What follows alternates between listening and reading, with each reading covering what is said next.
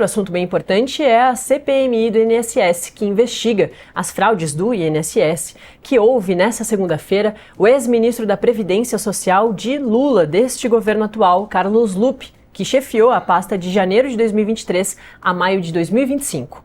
Lupe pediu demissão no dia 2 de maio, cerca de 15 dias depois da operação da Polícia Federal que mapeou cobranças indevidas feitas por entidades na folha de pagamento de aposentados e pensionistas. O requerimento para a oitiva de Lupe foi feito pelo relator da CPMI, o deputado Alfredo Gaspar.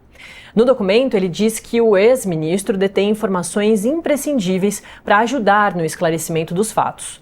Durante a sessão da CPMI da última quinta-feira, o deputado federal Coronel Crisóstomo disse aos gritos que Lupe vai levar um cacete, aspas, do deputado, quando for depor a comissão. O escândalo do INSS foi revelado pelo portal Metrópolis em uma série de reportagens publicadas a partir de dezembro de 2023, quando ninguém da imprensa falava. 3 meses depois, o portal mostrou que a arrecadação das entidades com descontos de mensalidade de aposentados havia disparado, chegando a 2 bilhões de reais em um ano. Enquanto as associações respondiam a milhares de processos por fraude nas filiações de segurados. As reportagens do Metrópolis levaram à abertura de inquérito pela Polícia Federal e abasteceram as apurações da Controladoria Geral da União. Ao todo, 38 matérias do portal foram listadas pela PF na representação que deu origem à Operação Sem Desconto, deflagrada no dia 23 de abril deste ano e que culminou nas demissões do presidente do INSS e do ministro da Fazenda, ali da ocasião, Carlos Lupe. O que pesou contra o ministro, contudo, não foi a investigação em si, na qual ele não foi citado até agora, mas a sua inação diante de sucessivas reportagens do Metrópolis e alertas da CGU sobre as fraudes, como mostrou a coluna do Fábio Serapião, nosso colunista daqui. Na avaliação de pessoas ligadas ao governo, a demora do presidente Lula em demitir o ministro gerou um desgaste para a imagem da gestão. Lupe, aí na imagem, né, o presidente Lula com Lupe que pediu o seu próprio desligamento. O desgaste também se deu quando Lupe defendeu publicamente o ex-presidente do INSS, o Alessandro Stefanuto. Vamos conversar sobre essa expectativa para hoje e, claro, também fazer um resumo do que já aconteceu na CPMI aqui do INSS. Por isso, aqui comigo no estúdio está o deputado e vice-presidente da CPMI, o Duarte Júnior. Deputado, muito bom dia. Prazer te ter aqui de novo, né? A gente conversou antes da CPMI ser instalada. O senhor, na ocasião, era um titular da CPMI e aí, por diversos reveses, o senhor agora é o vice-presidente, né, desde o comecinho da CPMI, então agora a gente te recebe como vice-presidente. É um prazer, bom dia, e queria que o senhor falasse sobre a expectativa para essa segunda-feira, que até agora é a segunda-feira mais importante da CPMI, né? Bom dia, é um prazer estar aqui com vocês. Esse é mais um sinal, um grande sinal que o Metrópolis ele traz as notícias em primeira mão, ele realmente está sempre no foco certo aí das notícias, né? Porque quando eu vim aqui a primeira vez falar sobre a CPMI, eu estava como membro titular. E confesso que não imaginava sequer disputar a eleição para vice-presidente da CPMI. Mas a CPMI, geralmente a gente sabe como começa e não sabe como termina. Essa a gente não sabia nem como começava, muito menos como vai terminar. Mas uma coisa é certa, é que nós estamos ali dedicados a fazer com que aqueles que cometeram crimes possam ser responsabilizados e garantir a proteção dos aposentados, pensionistas, dos consumidores por todo o Brasil. A expectativa realmente é muito positiva, porque na última semana nós recebemos a diretora da CGU e ela foi muito clara ao afirmar que tanto o INSS como também a Previdência, no caso o ministro Lupe, foram formalmente cientificados, informados quanto ao desconto indevido no período ali de julho de 2024. E essa afirmação fundamentada, documentada, ela não é grave, ela é gravíssima, porque a partir do momento que aquele que tem responsabilidade objetiva de preservar, de cuidar, de proteger, não o faz, e além de não fazer, é informado, é alertado, é comunicado para suspender essas operações e não faz, nós estamos ali diante de um crime de prevaricação. Então, a partir do momento que a CGU comunica numa CPMI que informou o INSS e o ministro da Previdência, no caso o ministro Lupi, e ele nada fez, tão somente após quase um ano da comunicação, pediu a sua demissão, pediu demissão depois da operação da Polícia Federal, mesmo também após os noticiários que foi divulgado pelo canal Metrópolis, realmente há indícios muito fortes de participação na prática dessa organização criminosa. E é isso que nós hoje, a partir das 16 horas na CPMI, vamos ouvir da boca do próprio ministro o que foi que aconteceu, por que ele nada fez, quais foram as ações, quem está participando disso, porque de fato a gente não vai passar pano para práticas ilegais, não importando se quem o fez é da esquerda ou da direita.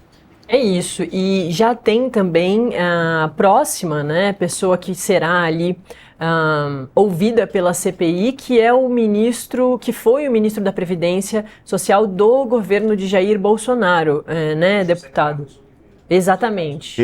Que foi ministro da Previdência no governo Bolsonaro, ele também participou desse período de práticas criminosas e também tem um outro ponto muito grave, porque ele foi presidente do INSS e diante desses escândalos ele não foi punido, pelo contrário, ele foi promovido para ministro da Previdência. Então veja que aqui a gente está diante de uma situação que não é um crime da direita nem um crime da esquerda, é uma organização criminosa que foi se solidificando, foi evoluindo, foi perseverando na prática criminosa durante vários governos, pelo menos por 3 governos, e aí a gente atinge governos da esquerda e governo da direita. Por isso que essa CPMI ela é muito importante para que a gente possa de fato terminar agora, nesse governo, com a CPMI, todas essas práticas que têm lesado, prejudicado milhares de consumidores aposentados por todo o Brasil. Deputado, a sessão com o ex-ministro do governo Lula, o Carlos Lupi, de hoje, começa às 16h. A gente sabe que os senhores sempre estendem os horários de trabalho ali em dias importantes como esse. A gente deve ter uma sessão antes da próxima quinta-feira, que é isso, já tem a presença do ex-ministro aí do governo Bolsonaro, porque as sessões da CPMI são de segunda e quinta. Mas tem a previsão, portanto, de conseguir dar conta do trabalho com o ex-ministro Carlos Lupi, não dando hoje, para algum dia antes da própria quinta-feira? É bem provável, por pelo menos 2 razões. Primeiro que hoje, além da oitiva do ex-ministro da Previdência do PDT, Carlos Lupi, nós também teremos a oportunidade de votação de alguns requerimentos e até de rever alguns procedimentos administrativos da própria CPMI. Por exemplo, qual o tempo de fala que o relator tem? Vai ter tempo de fala? Não.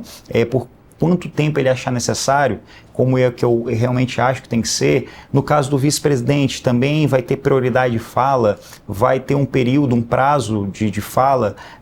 Essas questões são importantes que sejam organizadas para o bom andamento da CPMI.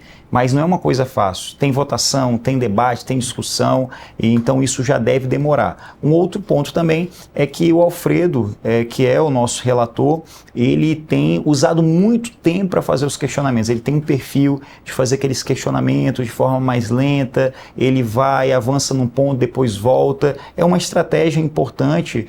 Quem é advogado, quem é promotor, quem atua na área do direito sabe que essa estratégia ela é importante para a gente alcançar o resultado, que é a resposta às questões que a gente tem. Então, eu não descarto e vejo que é bem provável que avance pela noite e, claro, possa se suspender e adiar para continuar a coletiva amanhã, por exemplo, ou em uma outra oportunidade, antes, claro, da quinta-feira, que há a confirmação de que nós vamos receber já o ministro José Carlos Oliveira, o ministro que foi presidente do INSS e ministro da Previdência do governo Bolsonaro. E já na próxima semana aqui, eu adianto aquilo que eu falei em primeira mão na reunião de quinta-feira, nós vamos ouvir 2 personagens fundamentais que são protagonistas dessa trama, né, que é o Careca do INSS e o Camisote na segunda e na quinta-feira.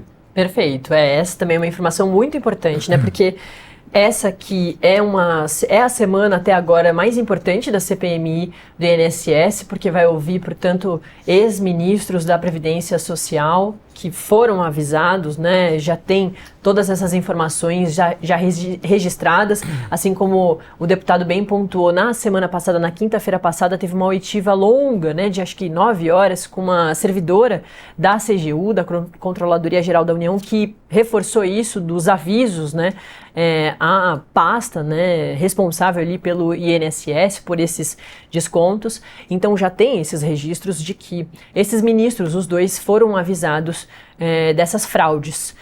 Então essa é uma semana muito importante até aqui, mas a próxima tem, portanto, essa figura também muito importante, que é do careca do INSS, principalmente, né, deputado, e que terá a sua sessão já na segunda-feira. Mas ainda falando dessa semana, a sessão do ministro do ex-presidente Jair Bolsonaro começa que horas? Na quinta-feira? Na quinta-feira, às 9 horas. Ainda não há uma confirmação formal, pelo menos no site da CPMI, de que ele vai participar, de que ele estará presente. É bom lembrar que, contra o meu voto, todos os ex-ministros da Previdência, eles não foram convocados, foram apenas convidados. É claro, se um ministro desse, um ex-ministro desse, ele, a partir do momento que é convidado, ele não vai, automaticamente esse requerimento ele se transforma numa convocação, o que acaba sendo pior. Então, existe aí a confirmação de que ele estará presente na quinta-feira a partir das 9 horas da manhã. Esse é um detalhe importante para quem não está acostumado, né, ou não conhece direitinho os termos. Quando alguém recebe um convite, né, a comparecer a uma CPI, ela pode negar, né, deputado? E a convocação aí não, a pessoa precisa ir, né? Sim, precisa ir, a não ser que impetre um habeas corpus, que é um remédio constitucional. Esse remédio ele é utilizado ou para libertar alguém que está preso, ou para trancar uma investigação, trancar um processo penal, um processo criminal. No caso da CPMI, já existem dezenas, centenas de casos na história da democracia brasileira em que um determinado sujeito que não deseja, ao ser convocado, participar de uma CPMI, impetrar o habeas corpus, e os tribunais superiores, no caso o próprio Supremo, já vem dando essas decisões quando entende razoável. Eu acredito que quem não deve, não tem o que temer. Sendo convocado, não tem porquê não ir a uma CPMI, esclarecer, responder aos questionamentos que são questionamentos importantes não apenas para a CPMI, mas para toda a sociedade brasileira que precisa de respostas. Deputado, tinha uma crítica antes da CPI começar de que ela demorou para ser instalada, que os aposentados e pensionistas já estavam inclusive recebendo, né, sendo ressarcidos. E ao mesmo tempo, também essa crítica tinha ali o ponto, né, dela importante de acontecer em semanas importantes para a democracia brasileira, que são as 2 semanas de julgamento do ex-presidente Jair Bolsonaro.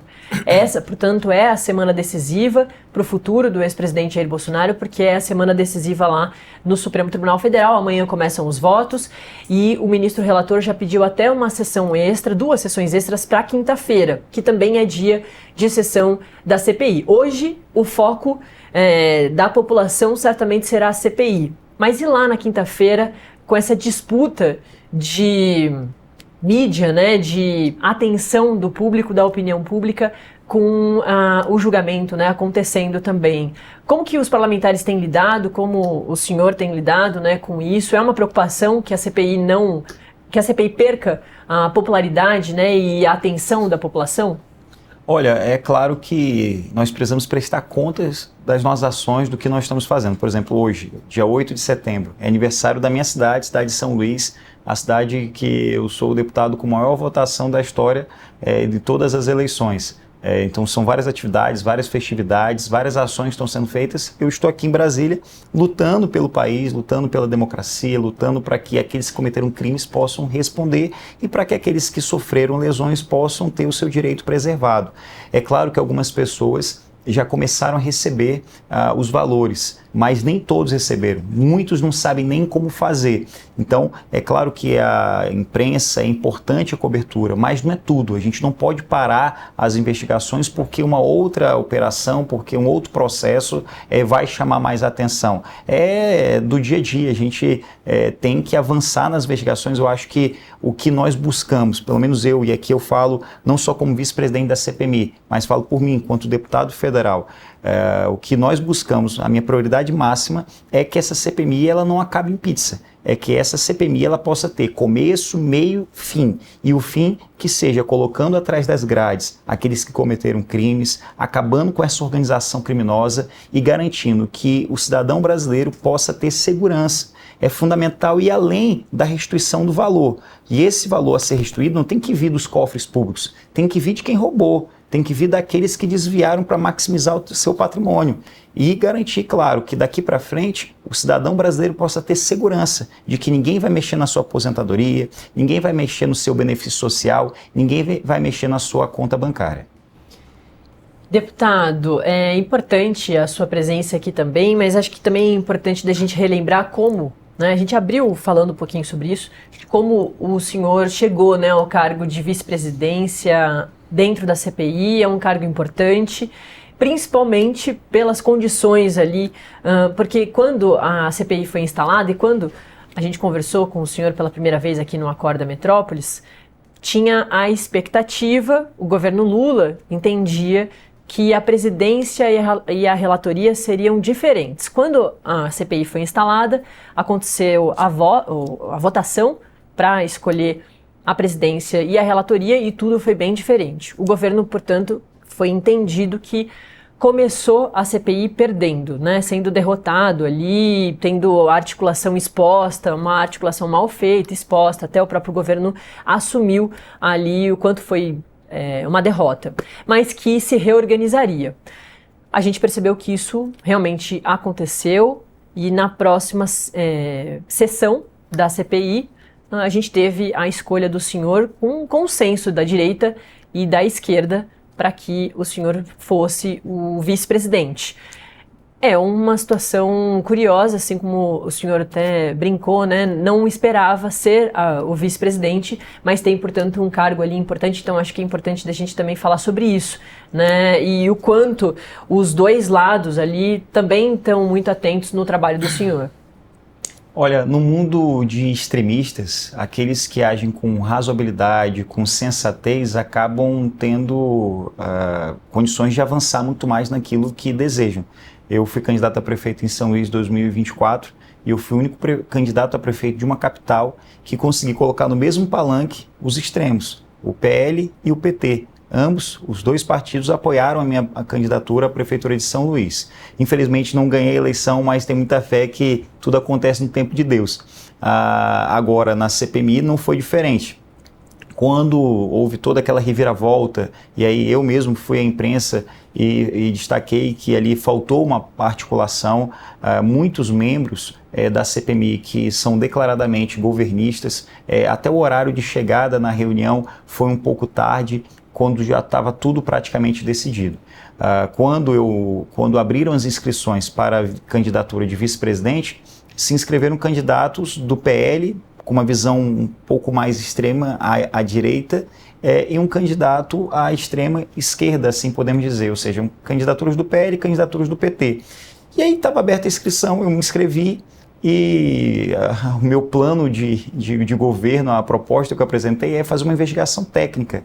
A gente não pode fechar os olhos quando aquele que comete crime está próximo de nós. Pelo contrário, se você assim o faz, você é cúmplice. Eu não vou ser cúmplice de uma prática criminosa. A gente tem, como eu repeti aqui, já é a quinta vez só nessa entrevista, a gente tem que punir com todo rigor aqueles que cometeram crimes e garantir a proteção do cidadão consumidor, do cidadão brasileiro. Então, com esse discurso, a gente começou a unir pessoas que agem de forma mais coerente com o interesse público.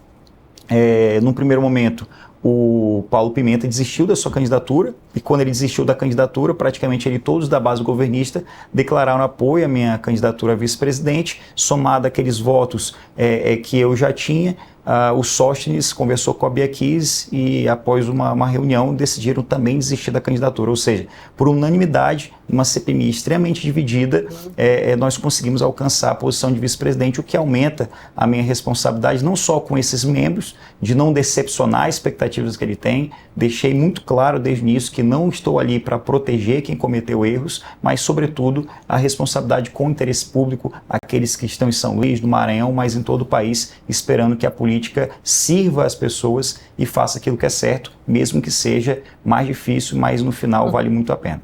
Perfeito. É isso. Antes então da gente encerrar, liberar o deputado, tem uma agenda longa no Congresso e, claro, às 16h, principalmente com a sua atuação ali principal nesse momento que acontece a CPMI do INSS. Vamos relembrar então a agenda dessa semana e a da próxima.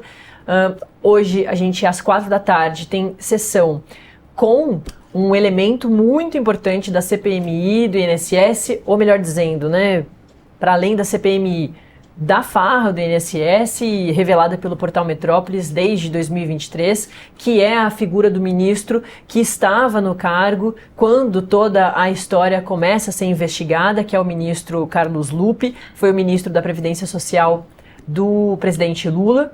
Ele, antes de ser demitido, pediu demissão, mas já tenho também essa clareza de que demorou para que isso tudo acontecesse. Isso às 16h, como o deputado nos reforçou aqui, muito provavelmente não vai dar tempo de tudo isso, porque ainda tem votos de outros requerimentos, a análise deles, né, dos deputados, dos senadores, porque é uma CPI mista, das próximas pessoas que eles querem ouvir, e então deve ter até uma sessão até quinta-feira, que aí tem também o convite ao ministro da Previdência Social do ex-presidente Jair Bolsonaro. Lembro também que essa farra, né, acontece, tem registros desde o governo do ex-presidente Jair Bolsonaro até de antes, então é por isso mesmo que todos esses governos envolvidos precisam ser ouvidos, né, deputado? E aí na próxima semana o senhor comentou que o careca do INSS deve ir na segunda-feira e na quinta-feira mais um outro importante elemento, né? Repetindo, hoje o ministro Lupe, que é do PDT, que foi ministro no governo Lula, que tem aí muitas coisas a responder, inclusive indicações do próprio PDT no INSS, nos estados, responder também sobre por que nada foi feito, aparentemente, após a CGU ter formalizado, oficiado, alertado dos descontos ilegais, dos descontos indevidos, por que nada foi feito na sua gestão, porque só foi feito após a operação da Polícia Federal. Na quinta-feira, o ex-ministro do governo Bolsonaro, que ao invés de ser exonerado, ele foi promovido, porque antes era diretor-presidente do INSS, depois passou a ser ministro da Previdência, que é o José Carlos de Oliveira, ou seja, ex-ministro do governo Bolsonaro, e na próxima semana a previsão, inclusive já foram intimados através dos seus advogados, que foi o careca do INSS na segunda-feira e o Camizotti na quinta-feira. Para quem não sabe, o careca do INSS e o Camizotti são as peças fundamentais. De acordo com as operações, as investigações da Polícia Federal, é quem operacionalizava toda essa instituição criminosa, inclusive com contratos prevendo percentuais de ganhos de cada um após os descontos legais. De acordo com esses contratos que foram apresentados à CPMI, o careca ficava com um pouco mais de 27% e o Camizotti ficava com um pouco mais de 70%. Inclusive há afirmações de que até ingressos para eventos, para shows, para espetáculos nacionais e internacionais, eles usavam para poder se aproximar de servidores públicos. Então, tudo isso são questões que a gente vai resolver, vai responder nos próximos 15 dias, ou seja, são próximos 15 dias muito intensos na CPMI do INSS. E, deputado, só para a gente encerrar aí mesmo, ânimos exaltados são esperados para hoje? Com certeza, porque enquanto aqui eu estou com a consciência tranquila do justo, daquele que está aqui para fazer aquilo que precisa fazer com base na lei, para que a lei seja cumprida, muitos ali estão para poder proteger quem comete crimes. Então, quem assim o faz é cúmplice e, claro, não tem como agir com consciência tranquila. Vai buscar polemizar, vai buscar trazer ideologia para o debate, o que é um absurdo. O que a gente está vendo nesse escândalo de corrupção é que o escândalo do INSS não é um escândalo de um governo. É um escândalo que ultrapassou governos e a cada ano que passou, esse escândalo cresceu. Então o que a gente precisa é mostrar que maior do que as diferenças entre direita e esquerda, entre os partidos políticos, tem que ser a nossa vontade de honrar a confiança das pessoas, de fazer com que a lei seja cumprida, de garantir justiça. E presidência, vice-presidência da CPI estão preparadas para conseguir dar conta desses ânimos exaltados? Acreditamos que sim. Na última semana fizemos uma reunião, não só com o presidente, mas também com o relator, de alinhamento daquilo que cada um pensa sobre a CPMI, do que cada um precisa de colaboração. Enquanto vice-presidente, a gente está ali na posição de colaborar com os trabalhos do presidente, que é quem cabe coordenar esses trabalhos, e também assumir a coordenação de trabalhos quando o presidente não puder.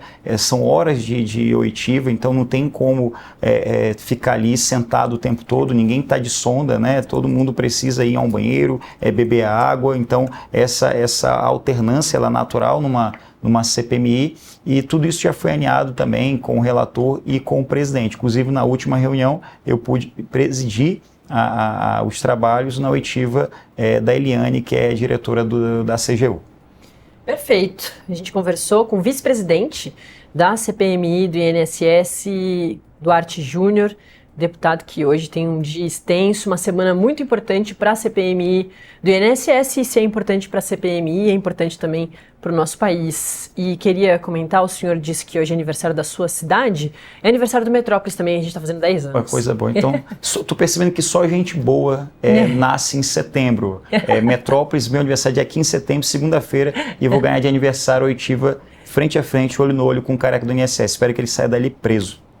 Perfeito. É o melhor presente que eu posso receber do povo brasileiro.